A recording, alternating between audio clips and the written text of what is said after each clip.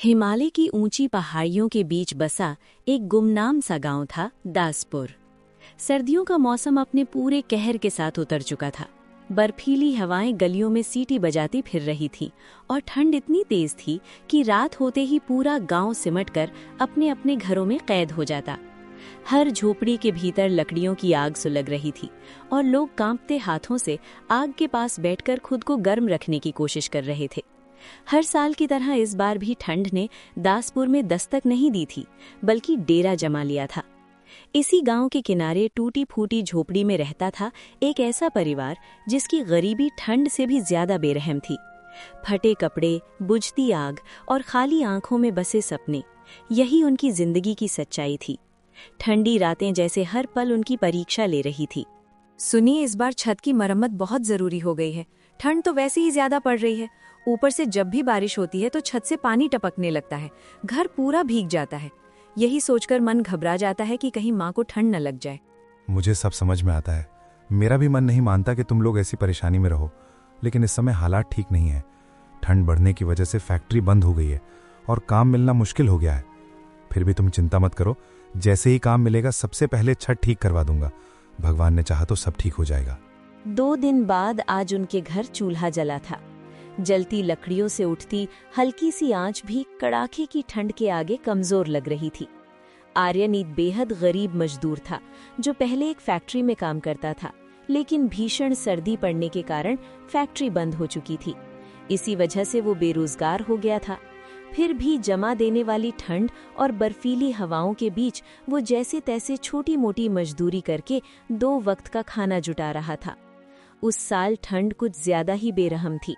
रात होते ही हवाएं और तेज हो जाती और झोपड़ी की दीवारें ठंड से कांपने लगती। तभी एक दिन अचानक मौसम और बिगड़ गया। आसमान काले बादलों से घिर गया, तेज ठंडी हवा चलने लगी और पूरे गांव में अजीब सा सन्नाटा फैल गया। आर्यन के मन में अनजानी बेचैनी उठने लगी, जैसे ये सर्द रात किसी अनहोनी की शुरुआत होने वाली हो। हे भगवान, ये मौसम अचानक इतना खराब क्यों हो गया?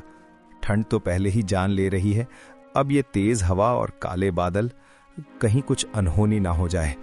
घर की हालत भी ठीक नहीं है। अगर बारिश और बढ़ गई तो झोपड़ी कैसे टिकेगी? माँ और काव्या को इस ठंड में कैसे बचाऊंगा? बस आज की रात किसी तरह कट जाए। तभी बारिश शुरू हो जाती है और आर्यन भागते हुआ अपने घर आ जाता है। सुनिए, मैंने आपसे कितनी बार कहा था कि छत ठीक करवा लीजिए। देखिए अब क्या हाल हो गया है। बारिश अंदर तक आ रही है, ठंड बढ़ती जा रही है। बहू, गुस्सा मत कर बेटा। बेटा भी क्या करे, हालात ही ऐसे रहे हैं। मेहनत करता है फिर भी किस्मत साथ नहीं दे रही। तुम ठीक कहती हो। गलती मेरी ही है कि छत समय पर ठीक नहीं करवा पाया। मन में रोज यही रहता था कि आज नहीं तो कल काम मिल जाएगा, फिर सब ठीक करवा दूंगा। लेकिन भरोसा रखो, जैसे ही ये मौसम शांत होगा मैं किसी भी हालत में घर की मरम्मत करवा दूंगा। अभी आप दोनों पास रहिए, हिम्मत मत हारिए, हम इस मुसीबत से भी निकल जाएंगे। मुझे पता है आपकी मजबूरी है, लेकिन बार बार कहने पर भी काम टलता गया। आज सच में बहुत डर लग रहा है। भगवान सब देख रहा है, धैर्य रखो। इस समय एक दूसरे का सहारा बनना ज्यादा जरूरी है।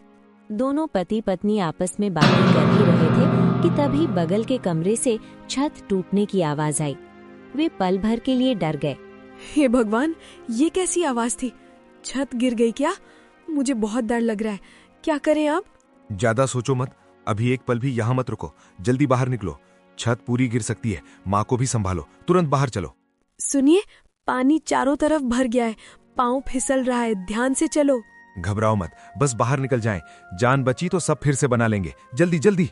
कड़ाके की ठंड और तेज बारिश के बीच पति पत्नी अपनी बूढ़ी माँ के साथ मजबूर होकर घर के बाहर आ गए। ठंडी हवाएं शरीर को जमा रही थीं और बारिश की धाराएं लगातार गिर रही थी। फिर भी वे तीनों एक दूसरे के पास खड़े रहकर सहारा बने रहे।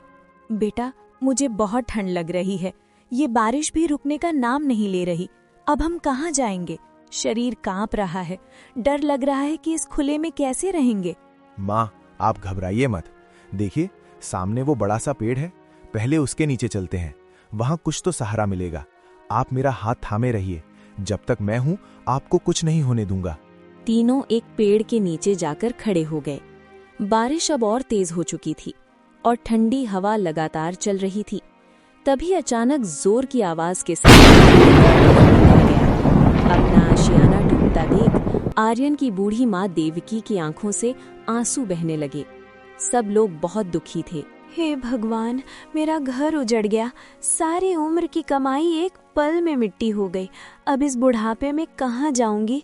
इतनी ठंड और बारिश में हमारा क्या होगा? भगवान, मेरे बच्चों की रक्षा करना।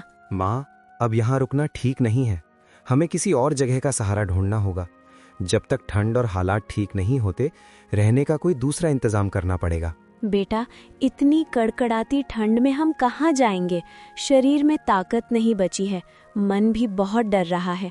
बस भगवान पर ही भरोसा है कि कोई रास्ता दिखा दे। आप चिंता मत कीजिए, मैं कुछ ना कुछ जरूर करूंगा। आर्यन और काव्या समझ नहीं पा रहे थे कि अब क्या किया जाए, क्योंकि कड़कड़ाती ठंड में उनके पास रहने का कोई सहारा नहीं बचा था। रात जैसे तैसे बीती और पूरे एक दिन तक मूसलाधार बारिश होती रही। अगले दिन आखिरकार बारिश थम गई, लेकिन पीछे छोड़ गई थी ठंड, तबाही और अनिश्चित भविष्य।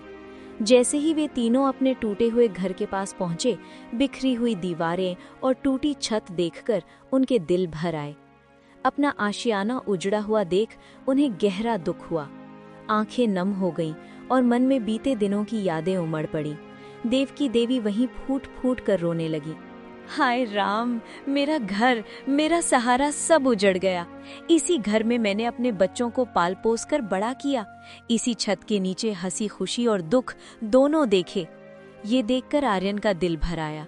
वो अपनी माँ के पास गया, उन्हें संभालते हुए चुप कराने लगा और हिम्मत भरे स्वर में बोला, माँ, आप ऐसे मत रोइए। मुझे पता है ये घर आपके लिए कितना कीमती था और पिताजी की कितनी यादें इससे जुड़ी हैं। लेकिन विश्वास रखिए, ये घर टूट गया है, हम नहीं। जब तक आप हमारे साथ हैं, तब तक हम फिर से सब बना लेंगे। बेटा, ये घर तुम्हारे पिताजी ने कितनी मेहनत से बनाया था। दिन रात काम करके एक एक ईंट जोड़कर उन्होंने ये आशियाना खड़ा किया था। आज उनकी यादों का ये निशान भी मिट्टी में मिल गया। अब इस बुढ़ापे में मेरे पास बचा ही क्या है? न वो घर रहा, न वही दिन। भगवान, इतनी बड़ी परीक्षा क्यों ली तुमने? बस मेरे बच्चों को सुरक्षित रखना, उन्हें कभी अकेला मत छोड़ना। मैं मेहनत करूंगा, दोबारा एक एक ईंट जोड़ूंगा और आपके लिए इससे भी अच्छा घर बनाऊंगा। बस आप हिम्मत रखिए माँ। आर्यन अपनी पत्नी और अपनी बूढ़ी माँ को साथ लेकर वहां से आगे बढ़ गया। टूटे हुए घर को पीछे छोड़ते हुए वे काफी दूर निकल आए। तेज बारिश के बाद ठंड और भी ज्यादा बढ़ चुकी थी। शाम धीरे धीरे ढल रही थी, लेकिन सिर छुपाने की जगह की तलाश में तीनों अब भी थके कदमों से चलते जा रहे थे। सुनिए, अब मुझसे और चला नहीं जा रहा। पैरों में जान नहीं बची है, ठंड भी बहुत लग रही है। बेटा, ये बुढ़ापा भी बोझ बन गया है। शरीर थक गया है, लगता है अब एक कदम भी नहीं उठेगा। आप दोनों चिंता मत कीजिए, थोड़ी देर यहीं रुक जाइए। मैं पास ही से कुछ लकड़ियां इकट्ठा करके ले आता हूँ। आग जला लेंगे तो ठंड से थोड़ी राहत मिल जाएगी। आप अकेले मत जाइए, अंधेरा भी होने लगा है। डरो मत, मैं यहीं आसपास रहूंगा। आप माँ के पास बैठिए, मैं जल्दी लौट आऊंगा। भगवान तुम्हें सलामत रखे बेटा, तू ही तो हमारा सहारा है। आर्यन ठंड से बचने के लिए आग जलाने के इरादे से सूखी लकड़ियां इकट्ठा करने लगा। तभी उसकी नजर सामने पड़ी एक छोटी सी झोपड़ी पर गई। उम्मीद की एक किरण देखकर वो तुरंत अपनी माँ के पास आया और उत्साहित स्वर में बोला कि माँ, सामने एक छोटी सी झोपड़ी दिख रही है। लगता है वहाँ कोई रहता होगा। अगर भगवान ने चाहा तो आज की रात वहीं शरण मिल जाएगी। चलिए पहले वहीं चलते हैं, शायद ठंड और बारिश से कुछ राहत मिल जाए। घर के बाहर पहुंचकर आर्यन आवाज लगाता है, कोई है घर में? दरवाजा खोलो। कौन है बाहर इस ठंड और बारिश में? इतनी शाम को कौन आया है? कौन है अंदर? बाबा, अगर कोई है तो दरवाजा खोल दीजिए। बाहर बहुत ठंड और तेज बारिश है। मेरी माँ और पत्नी साथ हैं। आज की रात कहीं ठहरने की जगह नहीं मिल रही। कृपा करके थोड़ा सहारा दे दीजिए। झोपड़ी के भीतर से एक बूढ़ा आदमी बाहर निकलकर देखने लगा। सामने खड़े तीनों लोगों को देखकर वो पल भर के लिए ठिठक गया। उसके सामने एक पति पत्नी और उनके साथ एक बूढ़ी औरत ठंड से कांपते हुए खड़ी थी। तीनों के चेहरों पर थकान, डर और बेबसी साफ झलक रही थी। अरे राम राम, इस कड़ाके की ठंड में तुम लोग बाहर कैसे खड़े हो? जल्दी अंदर आओ बेटा, ऐसे मौसम में बाहर रहना ठीक नहीं है। पहले आग के पास बैठो, शरीर में जान आएगी, फिर आराम से बात करेंगे। वे तीनों बूढ़े आदमी की झोपड़ी के भीतर आ गए और आग जलाकर उसके पास बैठ गए। आग की हल्की गर्माहट से उनके जमे हुए शरीर को कुछ सुकून मिला। थोड़ी देर बाद बूढ़े आदमी ने उन्हें ध्यान से देखा और धीमी आवाज में उनके हालात के बारे में पूछने लगा कि वे कौन हैं और इस कड़कड़ाती ठंड में यहाँ तक कैसे पहुँच गए। बेटा, तुम लोग कौन हो? इस कड़कड़ाती ठंड और बारिश में यहाँ तक कैसे पहुँच गए? देखकर लगता है बहुत परेशानी में हो। बाबा, हम इसी पहाड़ी इलाके के रहने वाले हैं। कल रात तेज बारिश और आंधी में हमारा घर ढह गया। माँ बूढ़ी है, पत्नी भी बहुत थक गई है। पूरी रात बाहर काटनी पड़ी, इसलिए किसी सहारे की तलाश में यहाँ तक आ गए। हाय राम, इतनी बड़ी मुसीबत झेल कर आए हो, कोई और ठिकाना नहीं मिला क्या? नहीं बाबा, सब कुछ उजड़ गया, बस जान बची वही बड़ी बात है। आज की रात किसी तरह कट जाए, यही सोचकर हिम्मत जुटाकर आपके दरवाजे तक आए। भगवान ने चाहा तो सब ठीक होगा। जब तक सांस है इंसान को उम्मीद नहीं छोड़